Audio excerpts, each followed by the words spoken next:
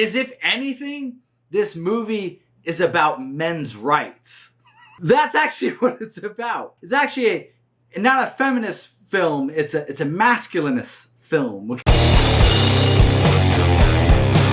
is going on, everybody? Welcome back to the channel. I'm Chase, and this is Cut to the Chase with me, Chase. And dang it, we're talking about the Barbie movie. Okay, it is more feminist than feminism. It is the wokest thing to ever come out of Hollywood, ever in the history of woke. That is this movie. At least that's how you would feel if you were listening to some people. Is the movie that feminist? No. Compared to what feminism has become today, this fourth wave feminism, no, it's not. Is it woke? Yeah, it's pretty woke. But overall, I would say this is actually a pretty good movie. And I'm starting to come to this notion that there are people, just as there are people on the left that will get offended and overly sensitive by everything, there are people over here on the right that are the same way. And this Barbie movie really exposes that truth. What did they say? Did they say patriarchy? I am offended. Okay. First off, if you are surprised that a Barbie movie would be pro-woman, I don't know what to tell you. It's been around 60 years, so you had plenty of time to find out that spoiler. Here's the thing that I don't think a lot of people understand, and that is Barbie has always been kind of a feminist icon since she was created. That toy has been used to show little girls that, hey, you know, if you want to be a police officer, you can do that. You want to be fireman, you can do that. Firewoman, you can do that. By putting Barbie in all these different roles, like doctor and lawyer and all that stuff. And that's what it's always been. It's always curated to that. In essence, Barbie is a feminist while still being feminine. Which in today's society, if you don't have blue hair and you're not acting like a guy, you're doing feminism wrong. So what I'm saying is Barbie can't do anything right now. To have a movie come out that might be more on the feminist side, pushing those kinds of things, that isn't weird. Okay? And if you don't like this movie, there are 42 other Barbie movies you can go enjoy. But here's the crux I want to get to. And that is, I think people are missing the point of Barbie Land and what it represents. So, real quick, Barbie Land is a place where Barbies and Kens live. Now, these Barbies and Kens have alternate versions of themselves in the real world in the form of a toy. In the form of a toy right there, okay? Not mine. That's not mine, by the way. I need to put that out there. I really feel like I need to put that out there. And so how they're treated in the real world is reflected in the alternate world, in Barbie Land. So if there's a Barbie that's being colored on or hair is being cut, that happens in Barbie Land. If there's somebody that's playing with Barbie that doesn't feel good, that's reflected in Barbie Land through that Barbie. Also in Barbie Land, Barbies run everything. Barbie is the police officer. Barbie is the president. Barbie picks up your trash. Okay? They fulfill all of the roles. That's not weird. When I was a kid, when I was a little boy, and I'd pass the Barbie aisle, I would see all the different jobs Barbie would have as I was making my way to the Ninja Turtles, all right? So that wasn't weird. In Barbie Land, their roles are really superficial. For example, President Barbie, she gets asked a question. She says, no comment. Okay, because what you're supposed to do is to imagine that there's a 7-year-old girl somewhere in the real world that's playing with President Barbie. These are my Barbies right here. That's playing with President Barbie, and she asked President Barbie a question. She's not going to know laws in government. She's not even going to pay attention to that. She's going to go play with President Barbie somewhere, and that's how most all the other Barbies are treated. Now, Margot Robbie is what you call stereotypical Barbie. Basically, the movie explains is if somebody says Barbie, what you think of in your head, blonde, blue-eyed, that's your stereotypical Barbie. That's who Margot Robbie is. They have their superficial role, but their purpose is to have fun and to just party and have fun together. That's what you do when you're playing with toys. As a 7-year-old, you're just having fun with the toys. So then we introduce Ken, who's played by Ryan Gosling, by the way. And Ken was created to be a boyfriend to Barbie. That's it. There is no President Ken. There is no firefighter Ken. There is no police officer Ken. There's no Dr. Ken. It's just Ken. In Barbie land, Ken is always just trying to be the boyfriend to Barbie. Now, again, imagine a 7-year-old playing with Barbie and Ken.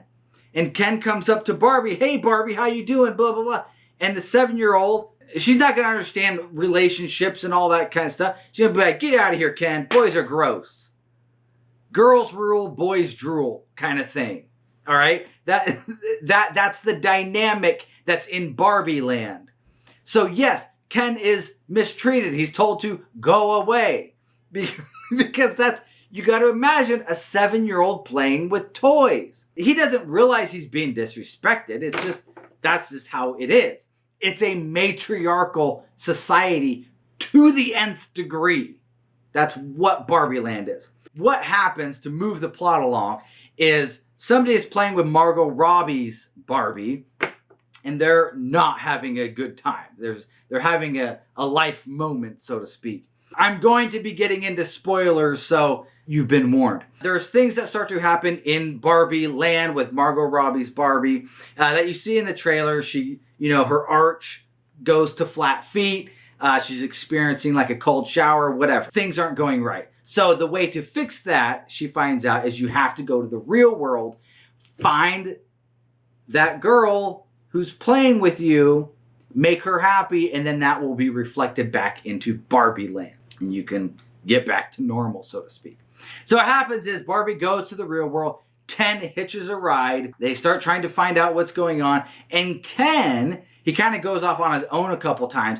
And he sees that there's men in the real world. And they're holding positions of power. I gotta say, Ryan Gosling is probably the best part of the movie. Anytime he's on screen, he steals it. He steals the show. And he definitely has really good comedic timing. Like, I don't know if he's ever been in any other comedies, but he definitely has a knack for it. He was like my favorite part of the whole thing. What happens is Ken discovers, hey, wow, men actually have responsibilities and power here. That's pretty cool. I want to take that back to Barbie land. Tell all the other Kens about it. And so to wrap that up in a package or a product to be able to deliver to Barbie land, you can't go with, oh yeah, I want to teach the Kens about self-respect and not relying on others and, responsibility and all that kind of stuff. You package it in what we call patriarchy. There's a matriarchy in Barbie land. He's going to come bring patriarchy, which is the polar opposite. So Ken goes back to Barbie land, and eventually Margot Robbie's Barbie gets there as well. After she finds out that it wasn't a little girl that was actually playing with her. It was an older woman who is just going through some hard times. And she's trying to reconnect with her daughter and all that kind of stuff. We get back to Barbie land, and Ken has created a patriarchy. Now, you got to imagine, it's the worst kind of patriarchy. It is basically a frat house. The Barbies see this, well, a few of them do, because all the Barbies, they kind of follow suit and just kind of fall in line under the patriarchy, so to speak. And it's funny. The Barbies, they want to take it back over. And so they use the worst of femininity, which is being very manipulative and deceiving, okay, to coerce the Kens to be pitted against each other and fight each other. Okay, so it's like you have the worst of masculinity, and then you bring in the worst of femininity to the same in the same room. In the end, Barbie helps Ken come to a realization that he's his own person, just like she discovered. And so she's helping him to discover it as well. And so he doesn't need Barbie to be relevant. He doesn't need these materialistic things around him to be somebody. He is his own man. So the movie takes a journey from matriarchy, flipping it over to patriarchy, and then ending in more of this egalitarian kind of space where everybody is equal by the mere fact that we exist. And that should be respected. So it actually ends on this note of women don't need to overpower men don't need to overpower women. We can work together. And I will also add this. There is not one instance where Ken is humiliated in respect to, like, he does something and then Barbie does it better, you know, or where he can't do something and then Barbie has to come do it for him. There's not this message of anything you can do, I can do better kind of thing, which I'm glad and I'm thankful for, because that's definitely a crappy message. And what's actually really ironic in this whole movie is, if anything, this movie is about men's rights. That's actually what it's about. It's actually not a feminist film, it's a masculinist film, okay? Because here's the thing. You have Ken, who has no rights at the beginning, and he's not equal to Barbie, and then it flips at the end. He becomes equal. The Kens gain equality. It's a masculinist movie. It's about men's rights. That's actually what this movie is all about. But seriously, if you walked out of this movie like angry or feeling offended, I don't know what to tell you. You might have to go home and look in the mirror, because that's not at all the message that it's sending. The end message is actually very positive. I will say, in the third act of the movie, they do get heavy-handed with messaging. So sometimes it does start to get lost, because I feel like sometimes the director or the writers are kind of throwing in things that really, it's just, I feel like it's just kind of trying to hit marks. And they actually are kind of missing what it is they're actually creating. So yeah, in the end, I actually liked it. And if you go in and watch it, I think you would enjoy it. And if patriarchy is a triggering word for you, which it is for me, then you might have a hard time, because that word will be mentioned more than you've ever heard in your life. But like I said, I think it's more just to get across a point. But I'd like to know what you guys think. Have you seen this movie? Are you going to see it? Let me know down in the comments. I really want to know what you guys think of Ryan Gosling as Ken.